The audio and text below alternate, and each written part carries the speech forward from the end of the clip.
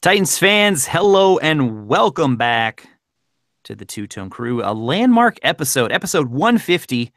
And guys, the people have been asking for it. Lots of comments today about where's the podcast? Where's the podcast? So the podcast is here and we've got lots to discuss. Jamal is back this week. Welcome back, Jamal.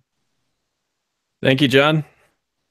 And Jamal may or may not be in for the duration of this podcast. We've been having some connection issues. So I think you're going on a 2 strikes and you're done policy tonight, right? Yes, absolutely. I'm on the malarkey policy tonight. Yeah. And Scotty's back once again. What's up? And we are here to talk Titans football heading into the last quarter of the season, guys. It's crazy. I mean, another year is almost come and gone. And I almost made a thread this week and never got around to doing it, but over on TitansReport.com saying that we're going to be so far behind this year on free agents and draft because normally, like midway through the season, everybody's all about draft and free agency. But this year, we have a team that is legitimately has a very good shot of making the playoffs, depending on the models that you read and look at. I'd say they have about around a 90% chance right now. It looks like 10-6 will definitely make the playoffs, and 9-7 would actually have a very good chance as well. So with 4 games left, if they go 2-2, then they're highly likely to be in the playoffs. May even just have to win 1 game.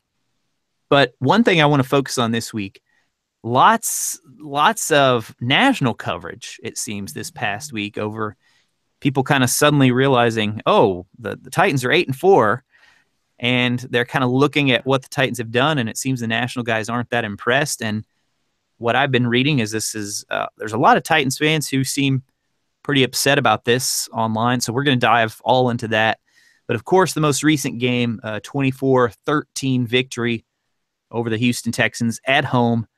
And I'm going to start out at kind of a weird place. What did you guys think about the crowd reaction? Because it seemed like this week there was really almost a playoff-like atmosphere throughout that game, which kind of surprised me when I think before the game we saw some tweets about there's hardly anybody here, and then I guess they just quickly filled up because I saw pictures later and it looked like it was well attended, and the coaches were talking about it, fans were talking about it, but everybody was talking about how loud it was, which I think is pretty good to see.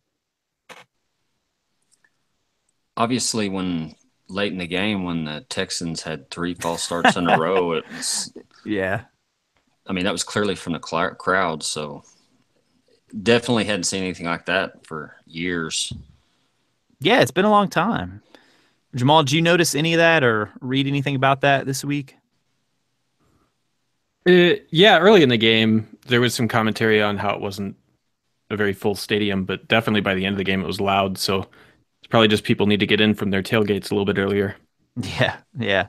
So, I mean, I think that's good to see because everybody's been saying, if they start to win, the people will come and support. And I think it's good to see that they are.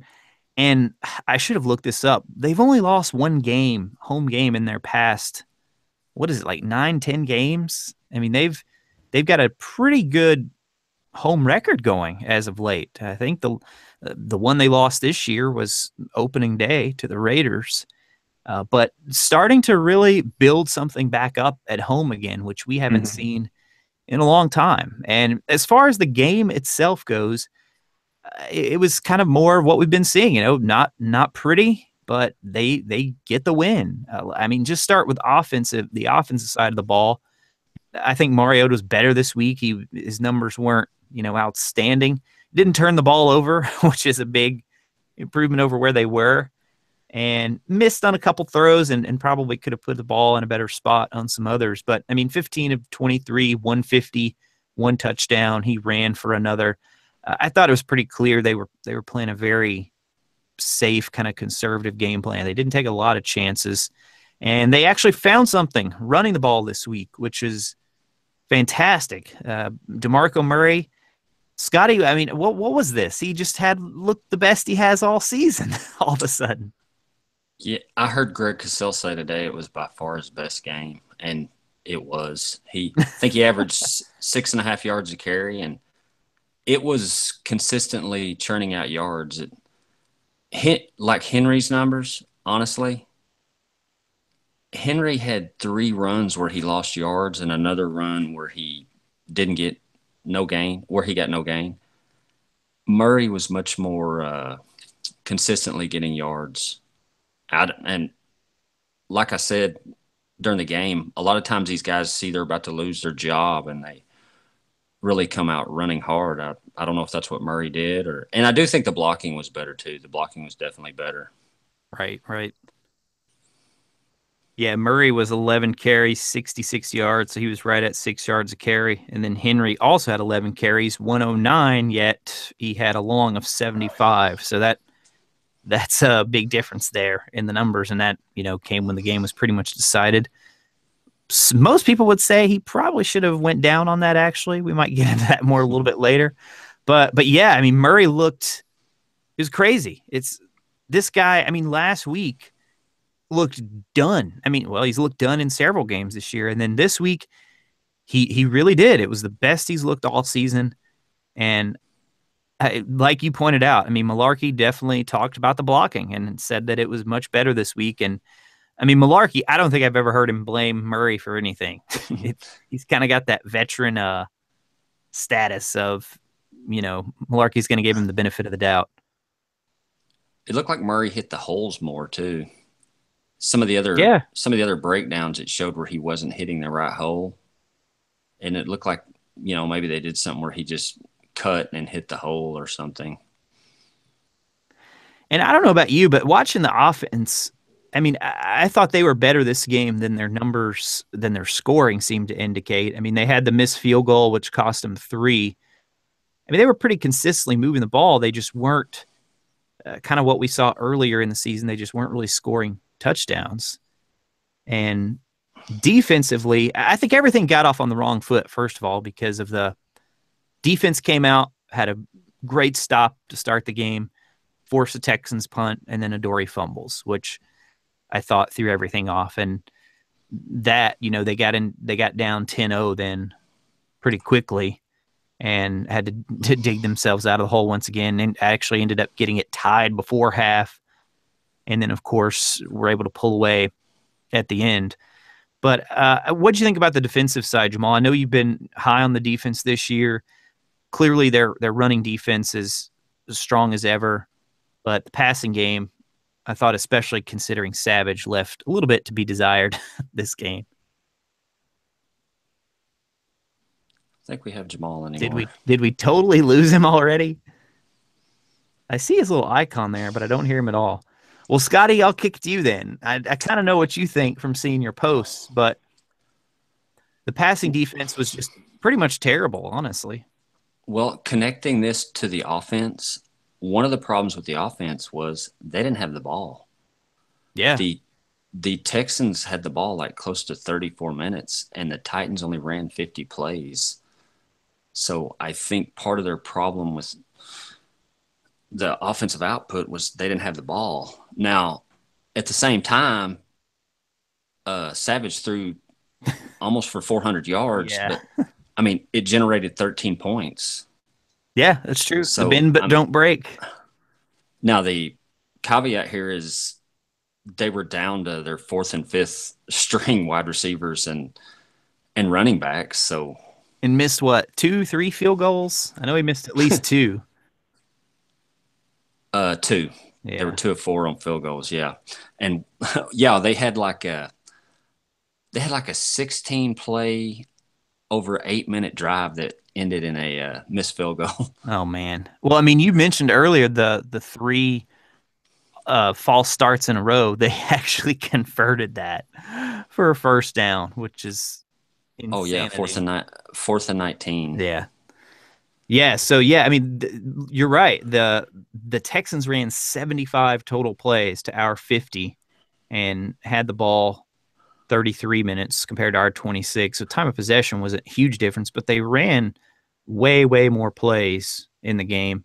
And it's pretty sad considering, and I said early in the game, I was like, why are we not getting pressure on Savage? And then like right when I made the comment, they started actually getting to him because he was getting rid of the ball quick, which I was like, come on, this is Savage, though. At some point, he's going to slip up, and he started to, and they got to him. I think 4 times they sacked him, and then, of course, got the pick near the end to seal the game. But, yeah, I was disappointed, especially with the pass defense. What's your take on the whole Hopkins, the way they defended Hopkins? Because if you look at his numbers, you say the guy had 8 catches for 80 yards, and they pretty much single covered him the whole game. Right. It was very weird because, like I said, they didn't have anyone else. Yeah. And, you're thinking double and triple this guy and make, what the guy's name was, Scotty Anderson or whatever, Steven Anderson. Steven Anderson, yeah. That's right, yeah. He got 12 targets, and Miller got 71 yards.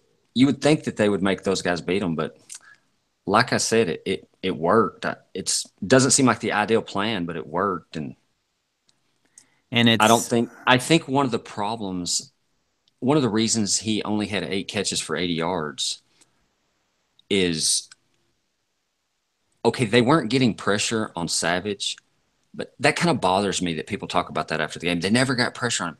They weren't trying to get pressure on him. They were trying to blitz him and make him throw the ball quickly. Yeah, yeah. And that's one thing LeBeau loves to do. Yeah, I remember us talking about that with the inexperienced guys. When you get pressure is when you drop people back in coverage and rush 4. The quarterback tries to find an open receiver, and if he doesn't, he gets pressured before he has time. LeBeau likes to send people and make the quarterback make a decision and throw the ball. So you get a lot of short passes, and they were tackling Hopkins, and he averaged 10 yards a catch. So it worked. It just worked a different kind of way. And I also think falling behind 10 points, isn't this like the 3rd game in a row they've fallen behind by like 10 points? Yeah, it seems like it. I think that hurts them too, because then the other team can still run the ball. And when you get up, like they got up on the Seahawks, they get up on the Jaguars. Mm-hmm. Yeah. And that changes the whole complexion of the game. And I think a lot of these games are uglier because they're scratching their way back in from down.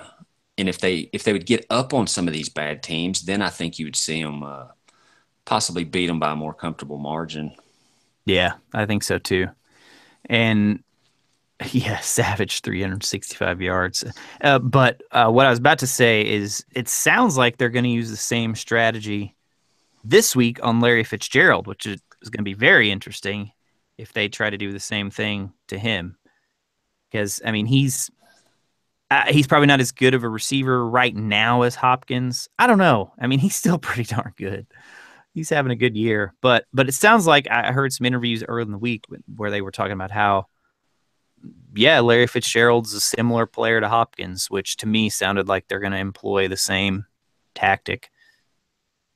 Well, I think, yeah, they'll send people after Blaine Gabbert and make him throw the ball quickly, though. So, right.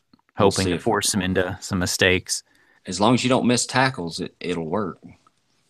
Yeah. So, I mean, in the end, it was really more the same. I mean, Titans get a win, not so pretty. But let's kind of pull back and talk about this sort of. I mentioned earlier they're starting to get a lot of national coverage now because, I mean, when you're an 8-4 team leading your division, you can only ignore them for so long.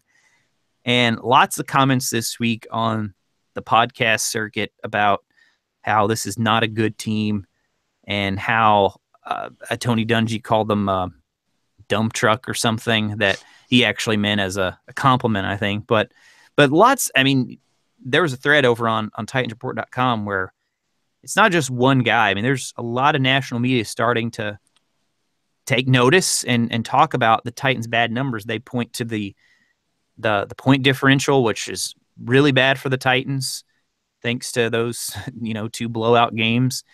And there was just an article earlier today about how it said the Titans' 8-4 season is a mirage, and I'm in the back of my mind, I'm kind of like, yeah, they should actually be 9-3, to be honest with you. Right. But yeah, so I mean, and then to the other side of that, I've seen a lot of fans, Titans fans on Twitter, kind of getting upset and saying, this is ridiculous. This is an 8-4 team, and I'll throw it to you. I mean, after here in a second, I'm kind of somewhere in the middle. I mean, you don't get to there's no such thing as a bad 8-4 team. I just don't think that is possible. Now if you compare it to previous seasons, you can have better 8-4 teams. Like when you compare them, like for example, the Chargers right now, what are they, 6-6 or something? I mean, they're a really good 6-6 team. But to get to 8 wins with only 4 losses, you have to be doing some things right. Now, kind of in the historical context, I'm sure we're not a great 8-4 team compared to the others. And I think the thing that you and I were talking a little bit before we hit record, one of the things that these national guys just are not even mentioning, yeah, they're talking about, oh, they barely beat the Browns, oh, they barely beat the Colts, but they're totally ignoring early in the year when we've still played the Jags better than any team and beat them pretty handily. We beat the Seahawks, and that game actually ended up being a lot closer than probably should have been. Russell Wilson, at the end, doing what he does, almost got them back in it. But the Titans have beat those 2 teams. They beat the Bengals, who are a decent team, and they beat the Ravens, who are playing really well right now and look like they're going to be a wild card team. So, yeah, they're playing these bad teams close, but they're also beating good teams close as well. So John, I'm back, so I'm going to just say this. Aren't we 3-1 against winning teams? Like, we're one of only a couple of teams in the NFL who has a winning record against teams that currently have a winning record. I think that it's very easy to look at how we perform against bad teams and say, well, they're only barely winning. Well, yeah, but we're winning all the time. And there's something to be said. Yeah. There's something to be said for that, which... Like, I'm one of the first people who will say the offense is underperforming. And it's not like they want to grind these wins out and barely beat bad teams. But the fact that you're beating them every time becomes a pattern. And you do it once or twice and you say, well, we're just getting lucky. But are consistently winning close games. And you look at back to last year, the same thing is true. We beat the good teams at the end of the year, and then we lost to the Jags. We are a team that can beat anyone. We seem to play to the level of the competition, but we're winning consistently. And I think that there's, people can say what they want about style points, but the fact of the matter is there's room for improvement, clearly. Mm-hmm. And the fact that we're playing bad teams in a weak schedule, that helps, but we're not bad. We might not be great, but we're not bad. We're a good team that consistently beats bad teams. And there are a lot of bad teams in the NFL. And if you can consistently beat them, you'll make the playoffs more often than not. And then the question is, can you compete with great teams? Can you get up for those games? And that's where teams can, you can even get lucky. Houston won a playoff game last year because Carr got injured, right? Yeah. Win games in the playoffs. People looking at it and saying, well, the Titans are going to be one and done. You can't guarantee me that. It's not possible. The other AFC teams look to be one and done as well, and someone's not going to be one and done. Yeah, exactly. Exactly. Let me use the Chargers as an example. They put up all these offensive numbers and stuff, but they miss field goals at the end of the game consistently. Rivers throws an interception at the end. The Titans do not do that stuff. The Texans, Watkins is so great. He throws 3 interceptions. They lose the game. The Titans, aside from the Steeler game, they don't consistently make those mistakes. Mariota has the most game-winning drives in the NFL this year. When they need to come back, they do. When they need to end the game, like Henry has done twice, like I think it was one of the games here recently, they ran out the clock when there's 4 minutes left. They do all this little stuff, and it doesn't look good throughout, but the stuff that wins the games, they usually do. Yeah, they're making their mistakes. I feel like sometimes it's like they make their mistakes early in the game. Yeah. And then by the end of the game, they're pretty clutch.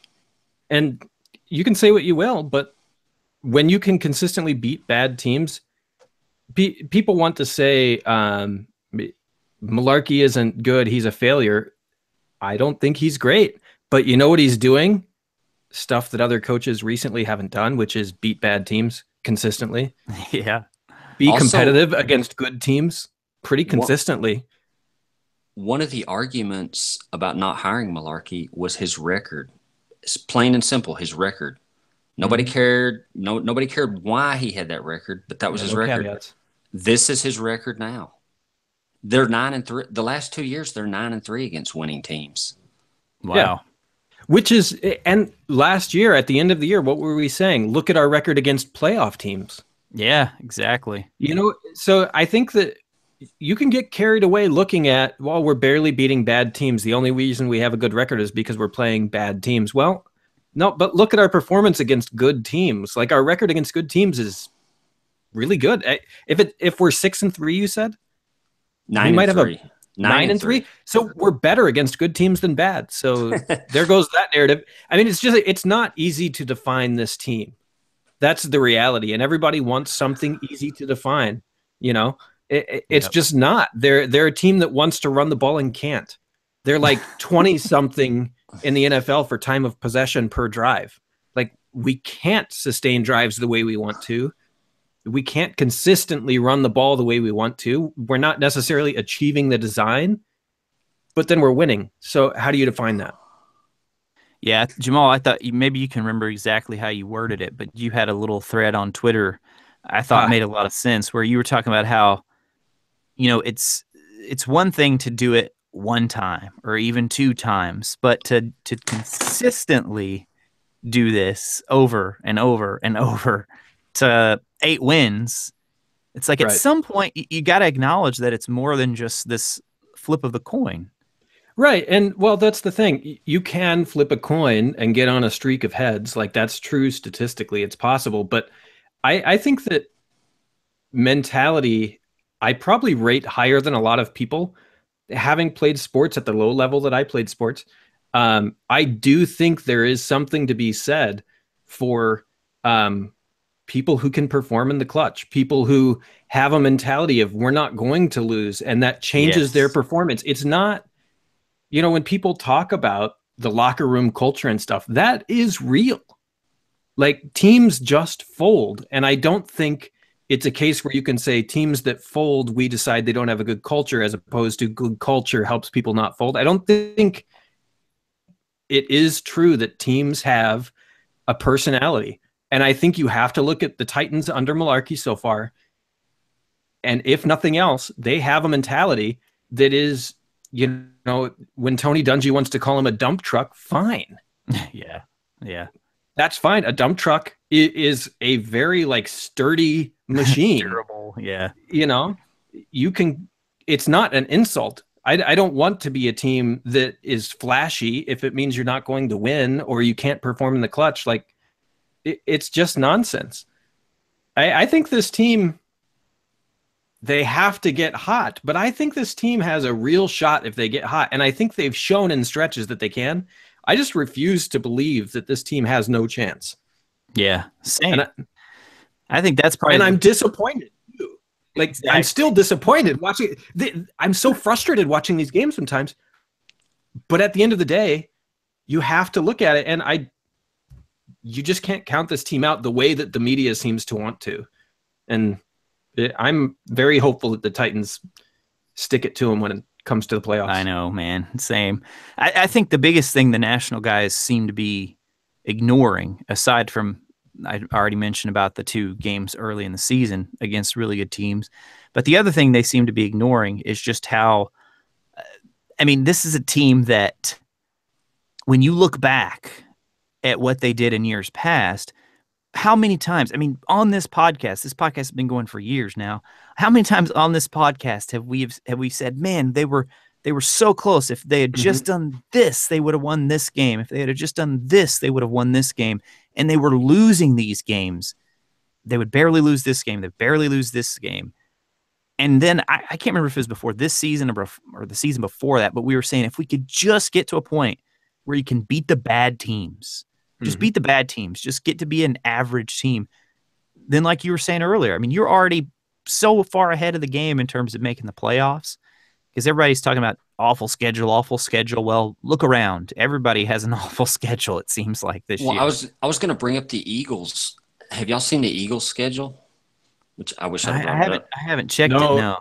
I have seen stats on their offense that suggest their offense is buoyed by situational stuff, but I haven't seen their overall team. They basically have played like the Titans schedule. They played a bunch of bad teams, and the Seahawks game they just played last week was their toughest game so far. Now, they beat the Panthers earlier in the season when the Panthers were struggling, but otherwise it's, the Cowboys without Ezekiel Elliott, the Redskins when they're banged up, the Giants twice. And, you look at the Patriots. The Patriots haven't played anyone in weeks, just like the Titans. I mean, it all comes down to the stats and like Mariota's numbers and stuff like that. That's what people look at. That's why Watkins was so fawned over, because he was putting up big numbers. And Watson for the Texans. Yeah. I mean, Watson. Yeah. I mean, people like the numbers. They like the fantasy football. And the Titans' numbers are not very good. I just pulled up the Eagles' schedule. They also had that win week 4 over the Chargers because of a missed field goal. It was 26-24. The Chargers should have beat them there. And then they lost to the Chiefs early in the year. I said before, the Chargers are the best team in the NFL if you only play 3 quarters. Like, they're a good team, and they just find ways to lose. Oh, man. Yeah, they move the ball, and they play good defense at times. But honestly, they don't do the stuff that wins. They don't have a winning record because of that. Yeah. Well, interesting. It sounds like we're kind of all on the same page. I mean, for me, the biggest frustration with the Titans is that, as someone who watches them closely, my frustrations come from what you were talking about, Jamal, is that we actually see the potential for being much greater than they are, for especially the offense. I mean, this is an offense that just a year ago with players that were, I mean, I think anyone would say objectively less talent last year, unless if you factor in Murray deteriorating, maybe you say they had more talent last year. But across the board, people would look at last year's offense and say, oh, man, they're nowhere near as talented as this year's guys. And yet this year they have yet to hit that groove that they did last year. And even for like a full game, I don't know that we've seen it this year. It's always been like an amazing quarter, half. Absolutely amazing one half of the football where we're scoring like 30-something points, but the other half was trash. I think that's the reason why they're frustrating. Is it's not even necessarily an expectations game. It's like you're watching the struggle, and it's a very legitimate struggle where they're just not doing what they want to do, and you can tell. But then it works in the end. And there's something to be said too for people I think it's just that people get carried away. Like, there are a lot of things where I don't like the play calling in terms of like, I feel like it's out of rhythm sometimes. And, like the repeating of plays, you can make some legitimate gripes, but then there are so many things that they set up the opponent. And when things work, a lot of times it's because of all those other plays you were just complaining about. Yeah. Part of that is fans can't tell when that happens, but part of it is they just don't want to believe it. It's like, well, they only had one good drive. Well, yeah, but that one good drive was because of the other drives. To a certain extent, you have to credit them for that. The reason the offense is struggling is because Mariota is struggling. He's playing his day. They can't run either, though. Like, you cannot run and still have a good offense. If you don't have consistent quarterback play, you can't have a good offense. There's plenty of teams that can't run the ball. The Seahawks can't run the ball. Russell Wilson's possibly the league MVP. You can still have offense without running the ball. You can have a quarterback make up for the rest of the team. But yeah, I think it'd be a stretch to say, like, this team wants to run the ball well. That's what their offense is designed around. And if you can't do that, they're going to struggle unless the quarterback is Superman. And Mariota's not Superman. He's also struggling. He doesn't have to be Superman. He just doesn't have to play as poorly as he's been playing. I mean, my God, some of the interceptions he's thrown, some of the inaccurate passes, he doesn't do it all the time, but he does it enough to make the offense inconsistent. It's inconsistent without him, though. That's the problem. It's like, without him, what do you mean? The running game is bad, right? So that's the engine of the offense. Like, they want to be able to get to a manageable third down that then can be executed by the quarterback. And right now they're not getting to great manageable third downs, and the quarterback is making mistakes. Like it's not just because of Mariota. No matter how much you run the ball, an NFL offense is dictated by how the quarterback plays. In that case, they should design an offense around the quarterback. I mean, you can't hide your quarterback in the NFL. Every offense goes through the quarterback at some point. Then design it in the way that is going to best set him up for success. I mean, you can say that, but we're watching him struggle on these plays, and it's consistently. He won't throw the ball. He throws it inaccurate. And that has nothing to do with what kind of play. These plays are open. Okay. I don't. Is he missing open plays? Yes. And do you know what percentage of the downs during the game that is? It's very low. The rest of the downs, they're struggling as well, and it's not because of him. This offense does not work, and it's not because of Marcus Mariota. He is also creating problems for this offense that they have to overcome. But on a down-to-down basis, it's not succeeding, and that's problem, and it's not Mariota's fault. Well, they can't There's run something wrong with the offense, with the offensive line or the running backs or some combination there. Maybe the play calling could be better. You can't set all of that aside and just say it's all Mariota. I don't buy it. It's mostly the quarterback. It's the reason Green Bay has crumbled. You know, their quarterback's gone, your offense crumbles. You know, if any team, if they're a good offense, they're gonna have good quarterback play. I don't care how good you run the ball or how bad you run the ball. And he's not playing good. I mean, these numbers are spare. He's not playing well, but I don't think that explains the whole offense. Non-Tennessee fans that watch the games are like, what's wrong with Mariota? He's playing terrible. Or even worse, you know, he's a bust, which I don't agree with, but I do agree that he's struggling. And the last 3 or 4 games, it's gotten worse. I don't think it got worse this game. I mean, I think he was markedly improved this game. He didn't throw an interception, but he didn't play well. He didn't throw anything close to an interception, though. And we're going to celebrate that? Okay. Yeah, when he threw 4 just 2 weeks ago. Heck I'm going to celebrate it.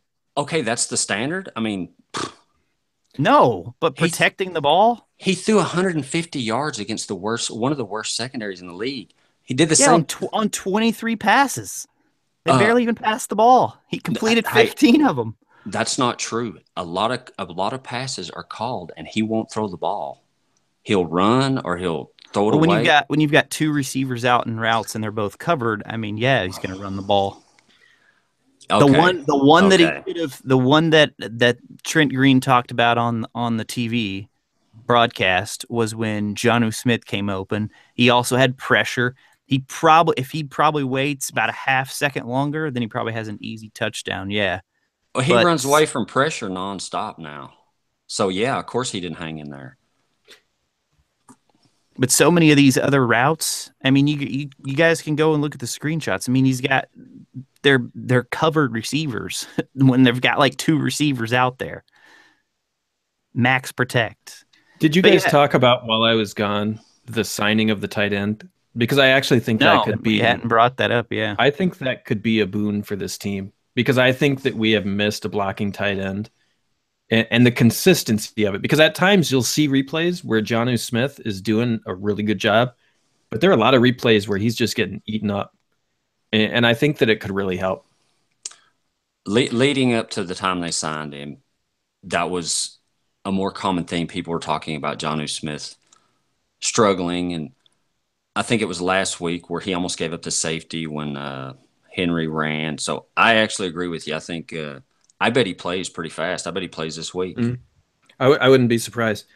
I wasn't trying to change the subject. It just happened that when you're talking about only a couple of receivers out in routes, tight end comes to mind because we play a lot of them. But I mean, just to summarize my opinion, I think Mariota's playing poorly. I don't think you can argue it. Yeah, you can't. I mean, I don't know why people do. You can't. I think that the problem is people want to talk about the offense struggling. And I don't think, in that case, I don't think Mariota explains it. I think that there are other issues that you could talk about. Well, I said they couldn't run the ball right from the start of the season. Yeah, yes, you did. That's a separate issue, though. I was going to say, by the way, people are talking about Mariota, what's wrong with him, but they're also talking about why the heck are they playing DeMarco Murray? That's probably more of what they're talking about, actually. Well, and sometimes I wonder that myself. But, I mean, it's hard to say Henry can take the job. I would say that. I mean, if you look at his rushing stats overall, like on a game-to-game basis, it's consistently good. His numbers are consistently good. He's boom or bust. He had 109 yards. He had a 75-yard run and a 24-yard run. That's almost all of his yards. He had 9 other carries that did next to nothing. I know. And so yeah, like I would 11 carries. I'd love to give him 20 carries at that rate. Yep. Well, I would too, but you're going to end up in long yardage a bunch of times. That's possible, but they can't have fewer successful drives. I mean, they're only scoring so many times a game. Hey, I've been screaming for Henry too, but I mean, when Murray plays like he did, I know Sunday, that's the problem. Every time, that's what makes it hard. Yeah, every time you're ready to say make the switch, something like this happens, or Henry has a bad game or something. The last time there was this much noise for Henry was the game before Murray had like 100 and something yards. Yeah, it's funny how it works out. But personally, I think I've seen enough from Derrick Henry for the last 2 years where he consistently performs, and it's consistently better than DeMarco Murray. For me, I'd give him the load, and then if it doesn't work, you have to do something. But I give him the load for a couple games and see where it goes. There's no way they're going to do that after the game he just had. I don't think there's any chance they're going to do it, even if he continued to run for 1.9 yards per carry like he's been doing. They're just not going to do it. If he would have had another game like he did the week before, I think he would have been in danger. But I mean, it would have only taken 5 games in a row. Well, we were calling for it last podcast. I mean, I definitely said. I think like Scotty I said, agreed I with would. me. Yeah, I did. I was on board, but then this game happens, and it's not going to happen. Yeah, I don't see how you can ignore all the other games, though. I mean, like this game wasn't bad, but man, before this game he had gone 6 games in a row without hitting 4 yards a carry once. And he had gone 4 games in a row without hitting like 3 yards per carry. No, I think he was averaging 2.2 yards a carry over 4 games or something like that. It was really bad, and I don't think I don't think they're going to do anything, but I don't think most people, and I don't think it's very reasonable to look at it and say, well, he played well once, see? Well, if they get the blocking tight end and they can have a running game close to this right here with both of them, they'll be dangerous. It's going to help. It's going to help. They'll be dangerous. I mean, you're going to see Mariota start to improve at that point. As much as I want him to be unleashed, and I still will always argue build the offense around him passing, and I don't think they have.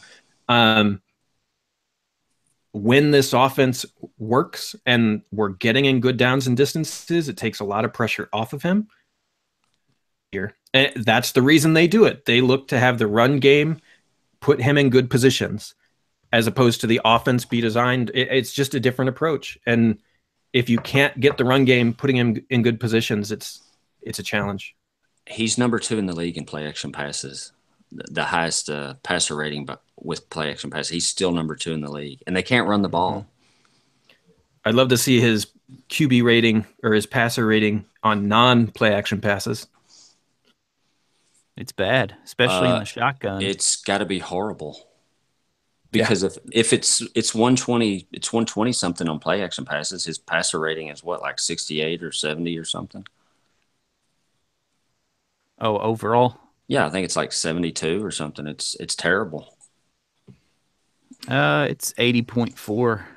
Yeah, in today's NFL, that's terrible. That's pretty bad. But you have a four interception game that'll tank the whole thing. The weird thing about Mariota is how, like you were saying earlier, Scotty, and like we've talked about before, it's like when they're behind, or it's confidence. When the game's on the line, it's just like he's another guy. Well, Sign made that post about what was wrong with him throwing the ball, and he's exactly right. He's so afraid of making a mistake. He doesn't let it loose. And if you remember, touch. Last year he had the same problem. Last year he would pump it and not throw it. And he said, I remember him saying this before he went on the tear. The coaches kept telling him, just throw it. Don't worry about an interception. Just throw it. And he started letting it rip, and all of a sudden, they were tearing it up. And I think he's reverted back to the same problem. And like when he's fallen behind, like against the Ravens and a few other teams, he has to throw the ball, and then all of a sudden he starts playing much better. Yeah, it's strange.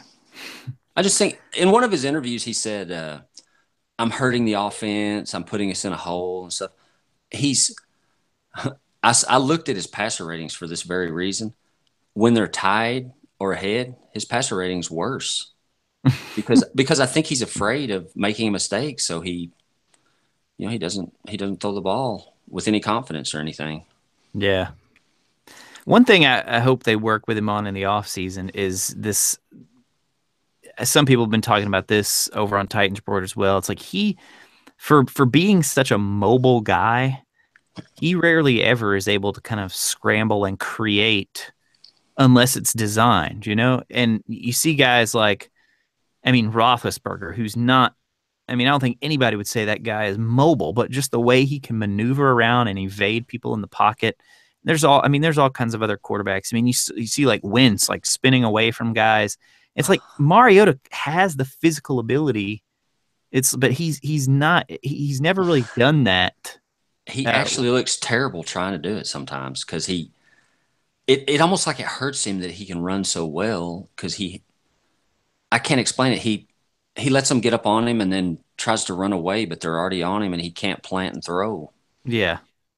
It's strange. Yeah, I don't know how you work on that or if it's just something that has to be innate, but I'd love to see them be able to work with him on stuff like that in the off season.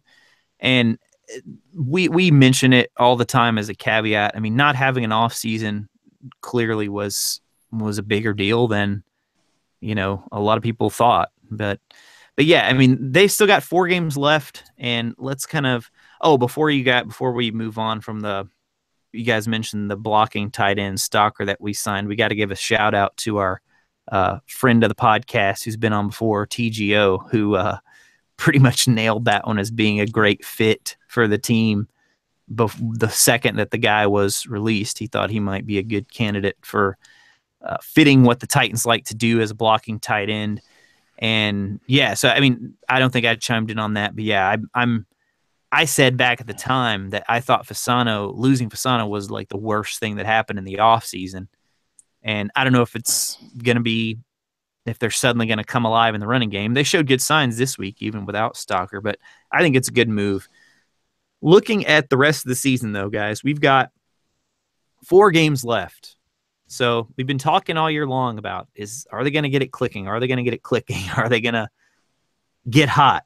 And they've won games, but I don't think any of us would say they've had that complete game where you said, yes, that's the offense that we've been waiting for. And so they've got 4 games, 2 away, 2 at home, and they start with a 2-game road trip out west.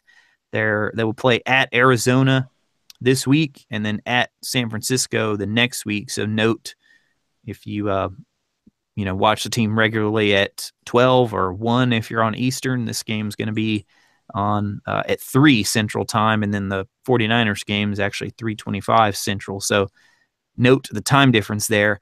But Cardinals are a good football team, despite their record. You look at a lot of their stats, like defensively and offensively, they're pretty close to the Titans in a lot of categories. They've obviously had much stronger competition in the NFC. Blaine Gabbert is their quarterback. He's played solid. He hasn't been great, but they just beat the Jags a few weeks ago. So it's not going to be an easy game. Titans are actually favored by 3. I don't know if, Scotty, if you've seen how that line has moved throughout the week. That's what it's been pretty much the whole time. Stayed at 3, yeah. So going into these games, so after Cardinals, after 49ers, then they get the Rams at home and then the Jags at home for what many are guessing is going to be for the division. So like I was saying earlier in the podcast, one win probably gets you in the playoffs. Two almost definitely does, and anything above that, would be great. Right now, the Titans are sitting at the third overall seed in the AFC, which is amazing.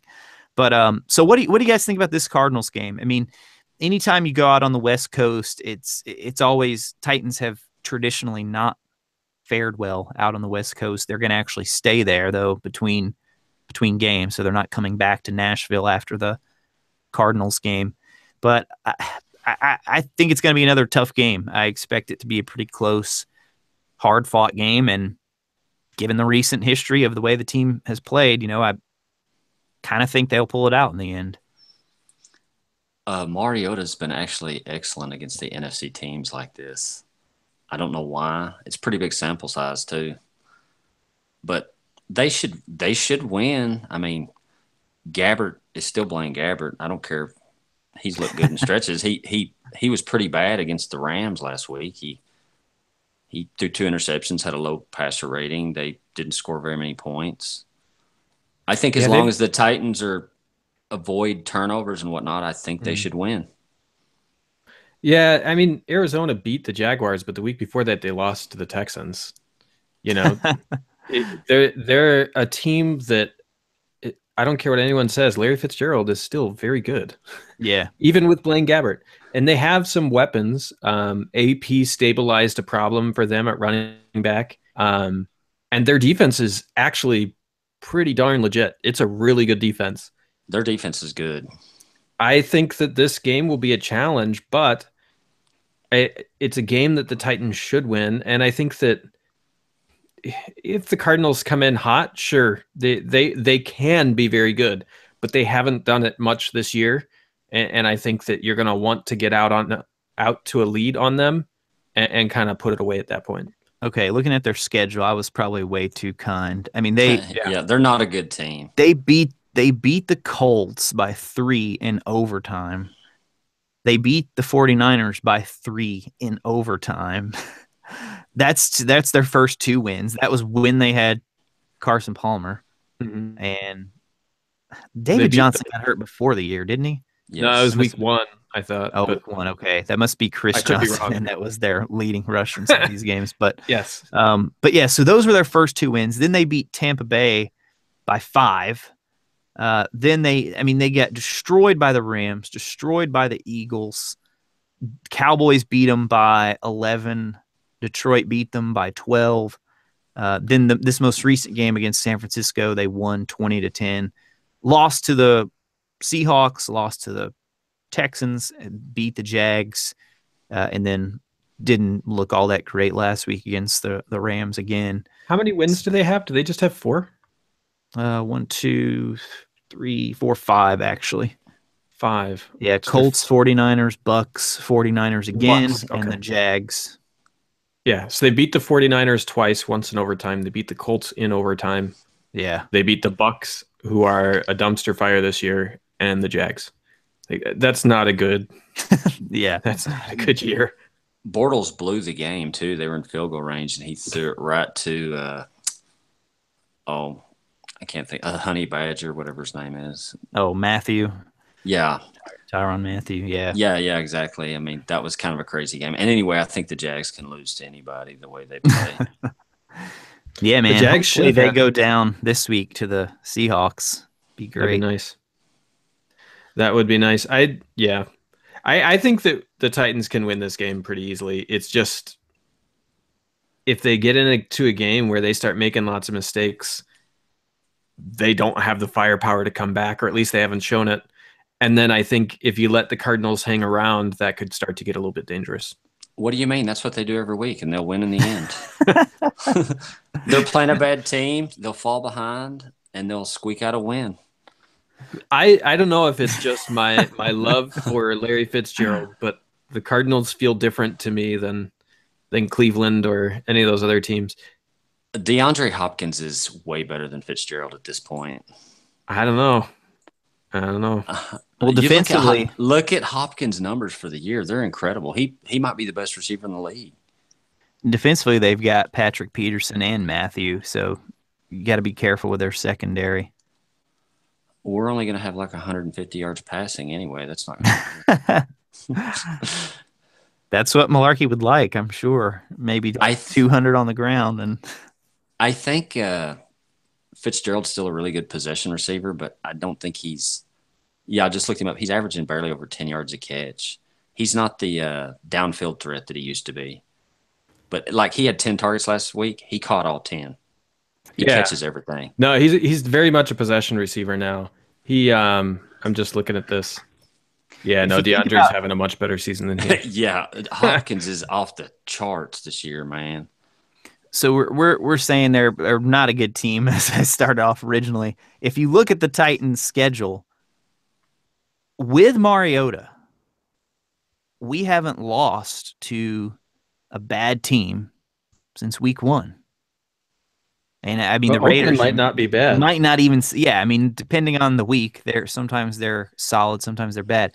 The one game we lost to a bad team, you would say, was the Dolphins, and Mariota wasn't in the lineup. And then when the Texans still had Watson and all their guys on defense, they were a good team at the time.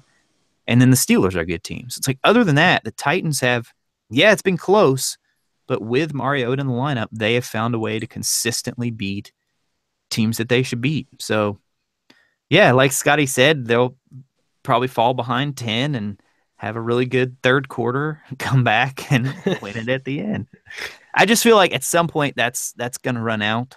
At some point they're going to lose one of these close games. Oh, and then all hell will break loose among fans. Or they'll blow them out. They won't make early mistakes, and they'll get up. I mean, that could easily happen. The first time the Titans lose a close game, everybody's going to just, see, this is what we're talking about. Well, I myself have been watching them like last week when they're down 10. I'm like, what the hell? I mean, they can't even beat the Colts, and you're ready to throw in the towel, and then they come back and win, and you start all over again. Yep. Well, what do you guys think about this last quarter? I know we got to wrap up here, but I mean, I don't want to – I'm so hesitant given what we've seen this team do in recent years. But it really seems like the playoffs, if they win 1 of 4, that they're going to be in the playoffs. It would be such a disaster if they didn't. Yeah. If they went 0-4. Or even 1-3, I think is bad. I think they need to win the next 2. They need to win the next 2. In the Rams game, there's really no pressure in that Rams game. You win the next 2. I saw the Music Mike guy from MCM. I saw him tweet that there's a scenario where they beat the Cardinals and 49ers, which, I mean, they should do. They should do that. The Jaguars should lose to Seattle. And if they lost their second game, which I can't remember who it's against. Texans. They could actually be resting their starters against the Jaguars. It's it's unlikely, but it's not impossible. The Jaguars, it's not impossible because the Jaguars should have lost. Should have lost to the Browns. San Diego. San Diego. 2 interceptions definitely in the last minute of the game or something. I know the Jaguars are not good. I don't care. And I was pissed off when I saw somebody tweet the other day that Bortles is playing better than Mariota. No, I understand Mariota's having troubles, but Bortles sucks so hard. Well, he's the anti-Mariota when the game's on the line. He's thrown so many interceptions with the game on the line, and they've won some of them. Exactly. He threw 2 interceptions with 3 minutes left against the Chargers. That was the Chargers game, yeah. And they really should have lost to the Browns too. I mean, going back to the national media stuff, I mean, how are the Jaguars getting more love than the Titans? I mean, give me a break. Yeah, I think because everyone sucks, and that's just accepted. Mm-hmm. That they're winning anyway, and then Mariota's like, hey, what's wrong with him? He's better than this. Why? Part of it is because the Jags actually do something really well. Their defense is great. I know the Titans. You just can't point to anything. Hey, I looked up Fitzgerald's numbers. I happened to see what he did against the Jaguars. He had 8 targets, 3 catches for 12 yards. Against the Jags? And they won that game. Yes, they shut him down. Interesting. But yeah, they are a great defense, and that's probably also one of the reasons. But they have less of a chance to go far in the playoffs than the Titans do. I would agree with that. I don't know. I'd have to think about that one. No way. They have a great defense and a great running game, and those two combine. Hey, you know what? Really positive, but there are going to be times where you have to have something happen with the quarterback, and being able to do what the Colts did when Peyton Manning had a terrible playoffs and they went to the Super Bowl anyway and won. It's just uncommon. They haven't ran the ball well in a while either. They had like 50-something yards on 20-something carries last week against the Colts, and really, they didn't run. Oh, their running game is stalling. Yeah, they were. The question is, do you believe that Bortles is better than Trent Dilfer? No, I don't. Yes, I do think he is better than Trent Dilfer. Because I mean, I don't know that they're that level of defense, but they're certainly in that conversation of a team that. I mean, their defense has single-handedly won them games. We make the joke all the time when we're watching their games, hoping they lose, that, well, this drive they're going to get a fumble score and win the game, and then it happens. It's like their defense actively scores them points. Here's a stat for y'all. I heard this the other day, and this is also the reason why I wanted them to go defense so bad last year, just all-out defense. When an NFL team holds the opposing team to 13 points or less, they have like an 80-something% winning percentage. It doesn't matter if your quarterback's Tom Brady. It doesn't matter if it's Bortles. Tom Brady has the same winning percentage as you name it, whoever it is. And I think the Jaguars have held 5 teams to 10 points or less. Oh my gosh. And they're 5-0 in those games too. So, you know, if you have a great defense, you can go far, but usually you don't go far in the playoffs. Dude, could you imagine if we had drafted Lattimore and then traded for Cooks? Oh yeah, they'd be so much better. Oh man. But yeah, so the Jags, I just pulled it up here. Yeah, they held the Colts to 10, the Browns to 7, Bengals to 7, Colts to 0. Steelers, they held to 9 points. Only Mike Mularkey could crack that nut. Actually, that game when we scored 37, a lot of it was set up by Dick LeBeau's defense. Well, the Bortles has thrown a lot of interceptions to other teams too. For some reason, I can't remember that game at all. Like, I cannot remember how that game went down. Remember, Henry kept running over. I remember, yeah, yeah, the Ramsey moments. Yeah. I also think, and Bortles had those turnovers. I was going to say, and they were actually unlucky on his part. Not all of them were bad throws; they were tipped and stuff like that. Yeah, we shut down their running game too. Fournette had 40 yards. Bortles had 29. Our run defense is legit. It doesn't matter who we're playing. Our run defense is legit. Yeah, it is. There was a thread going around. It's like, okay, what do the Titans do really well? And so I'm really trying to think, are we elite in any area? I think the run defense is very good, borderline, maybe even elite. And I think tight end, I think they have an elite tight end. And then I think their punter is playing elite this year. Well, they're special teams for real. I mean, their field goal kicker and their punter and their run defense.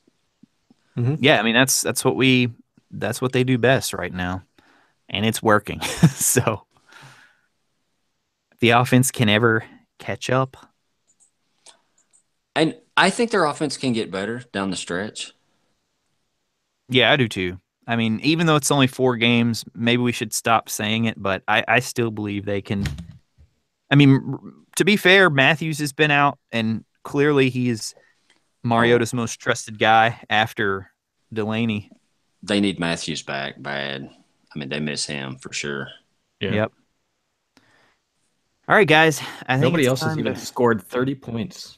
Oh, they've scored the most. Yeah, they've scored the most. Yeah, I mean I keep saying we've played better than any team. Like by far. How many did the Rams have on them? It was 27. 27. Okay. Yep. They mostly did it running the ball.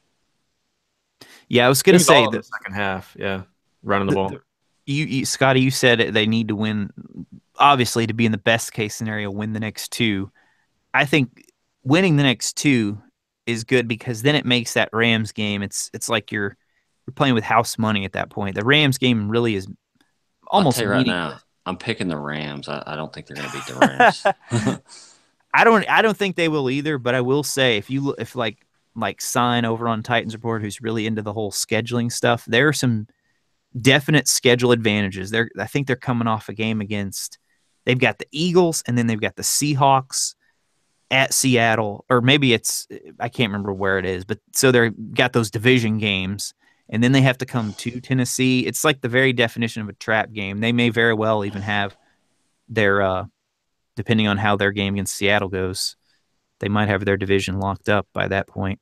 Well, I hope that happens, but man, it just seems like their passing game is exactly what can beat the Titans' passing. Oh yeah, yeah, I agree. You mean it has people? Yeah, they stole the Bills starting receivers. That's who they had, last year's Bills starting receivers. Yeah. Every time I look at that team, it's like, how bad of a coach was Jeff Fisher? And also, how bad of an organization are the Bills? Those receivers couldn't do it for them. Well, honestly, I think the Rams coach I think he really is an offensive genius. Yeah, he's good. I mean, he's great. I don't even think Goff is all that great. Call me crazy, but I'm not as impressed with him as Jamal, do you know how old McVay is? This blows my mind. He's 32, isn't he? He's 31. 31, yeah. What? Yes. I did not know that. So let me say this. Mind-blowing? Son of a... There are times... I still remember when I got to the age where I was like, well, I could be a professional athlete right now. I know, right? Good at it. We're past that. Oh my God. 31, that's it? Yeah. Depressing. Turns 32 in January. That's unbelievable. That's insane. Well, the Titans have a real good. I heard our offensive coordinator is up for head coaching jobs. So doesn't take much to be a genius in the NFL anymore. I didn't even read that thread. What exactly was the story there? There is an organization that is every year they recommend African American coaches who would be that they would recommend. It's the Fritz Pollard Alliance. So this year they recommended Terrell Austin for the Lions, George Edwards, defensive coordinator for the Vikings, the Panthers defensive coordinator, and Terry Robisky for the Titans. For the Giants head coach? No, just they in general. Oh, yeah, they distribute it to all teams as and they do the same thing for GMs. I guarantee Robisky would be better than McAdoo. Robisky could improve the Giants. I know that much. Hey, how crazy is it though? He was 11-5 last year. It can turn around in the NFL. It can turn around in the NFL so fast. And he was one of the most sought after. When he was the coordinator and interviewing for that head coaching job, there were I'm pretty sure that I read the Eagles were really wanting to interview him, but the Giants were trying to get him locked down first. We've talked about that a million times, though. It's what exactly makes a good head coach? Right. Him being a good offensive coordinator has nothing to do with him. Hugh Jackson. Oh, oh my gosh. Oh, man. That guy's done as a head coach. He's got the worst record ever. He's got the worst than the expansion teams, worse than the Tampa Bay Bucks. He does have to work for Jimmy Haslam, which is not an easy thing. And they have baseball people running the front office, and I think it's pretty clear that. But I still think he's bad. Yeah. But no, he's independently doing a terrible job himself, though. I agree. I saw a breakdown of it, and some of the stuff he's done is just baffling. How bad it is. See, this is usually the stuff we cut off and the podcast listeners don't get. We after we cut off the show, then we just start talking about random teams. But yeah, I think the Browns get their first win this week, by the way. Who are they playing? Chargers? Hugh Jackson finally has the coaching edge.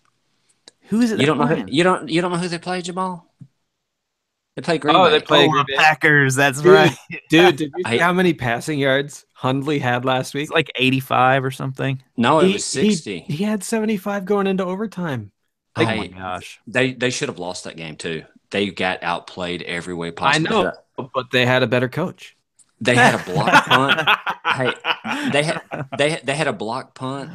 They had what's his name threw a pick six.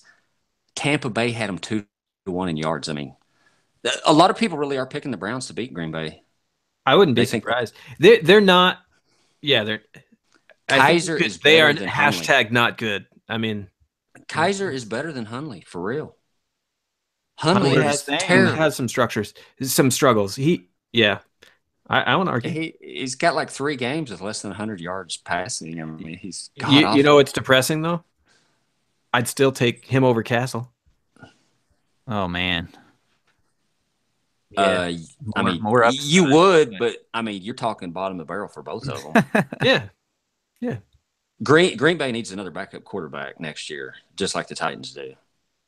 Aaron Rodgers is going to try and rush himself back too fast. I worry about him. He's out there throwing passes before games and stuff. It's like, no, dude, no. Do you realize if they make it to 10-6, they might not make the playoffs anyway? And they're not making it to 10-6. Like, take the season off, buddy. He'd be better off if they lost to the Browns. What are they at now? How many wins do they have? 6-6. Oh, geez. They'd have to win out to get to 10-6, and they still might not make the playoffs at 10-6. It's because they're saying the earliest would be week 16.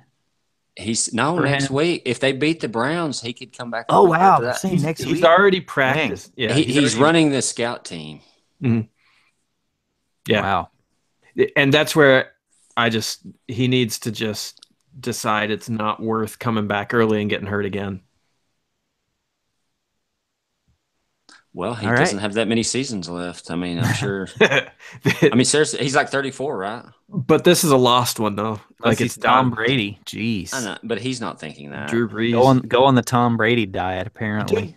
Did you guys see Drew Brees has like 71.5% completed passes this year? Gosh. Yeah. And I think I saw something where only 4 seasons has a quarterback completed that many passes, and he's got 3 of them now. Just dump it to Kamara and Ingram. I was going to say Brees has definitely lost something off his ball, though. I've watched it, but I've heard a lot of the analysts talking about it. He's nothing like he was a couple years ago. He's good enough for them to win the Super Bowl with still, and he's still good. Well, he's the way they're but he's definitely sliding. For all the Tennessee Vols fans out there, how bad of a coach is Butch Jones that he did not use Alvin Kamara? Oh God, more than he did. He's better than their coaching search. Was the second string running back. He's better than their coaching search. That's all I have to say. He's probably the most dangerous offensive player in the league. Oh yeah, I mean they were talking to Sean Payton. He's like, I got to be honest with you guys. If we really knew what we were getting, we obviously would have. We might not have even drafted Lattimore in round 1. He's saying if we really knew what this guy was going to be, of course you draft him in the first round. I mean, he's what everybody thought Christian McCaffrey was going to be. And Reggie Bush. That guy's amazing. Yeah, he's way better than that. I mean, I can't even explain what he is. He's more like Marshall Faulk or something. I don't know how long he can keep it up, but right now, I mean, he's in the Tennessee Titans players in the Titans report. Dynasty League before the season, I traded to Guru, to Josh, long missing host of the podcast. I traded Gurley because I gave up on him for Kamara and like 2 other first-round picks. And for a long time, I was pissed at myself. I was like, oh, sure, Gurley, he decides he can play again now after like a full season of terribly trash play. And then Kamara, and then AP got traded, and it was like, hey, all right, this works. I'm happy I made the trade. Yeah, that just goes to show you sometimes you just, clearly at the beginning of the year, they're like trying to make this guy share carries with AP. Come on. Hey, Mark Ingram's a stud too. They're both startable in fantasy really football. Well. They got a decision to make with Ingram. Isn't he a free agent after this year? Oh, I think he is, yeah. If I were them, I'd pay him anyway. Only if he makes the All-Pro team, his contract voids. Oh yeah, it was a really weird stipulation. Which he actually could. He could make the All-Pro team. I mean, he's having a good enough season, but he won't. But he's in the discussion. Yeah, I'm trying to think. I don't know if there's ever been a time when a team has two running backs and you can say they're both legit starters for fantasy. I mean, if you have either one of those guys, you're absolutely starting them. Yeah. Yeah, I can't think of another time. No. Not in recent memory, for sure. CJ and Lindell White. I was going to make that joke, and I decided not to. Well, you actually could have. He had like 11 touchdowns that year. No, you could have done it because CJ was so good, but no. Somebody was saying they were trying to figure out if anybody had ever had 2,000 all-purpose yards as a tandem like this soon or something. Yeah. Oh, this soon? I was going to say there's been teams with 2,000-yard running backs. Oh, yeah. I'm saying like they were talking about it might have even been more than that. Might have been 2,500. And I was thinking, oh, well, Titans might have gotten that CJ's year. I mean, he went over 2,000 on his own. No, and I looked it up. No, he had 1,200. CJ had 1,200 yards the year. Lindell White had 800 and something yards. Yeah, and then the 2,000-yard year, Lindell White didn't do much of anything. Then he had like 5 carries the second half of the season. Yeah, it was all out to get CJ that 2K. By the way, Chris Johnson is still the Cardinals' second leading rusher. Oh my gosh! I heard that on a podcast today. Is AP number 1 now? I'm sure he's had 200-yard games, and they didn't have close to a 100-yard rusher before he got there. Oh man, guys, we've been going. It's almost.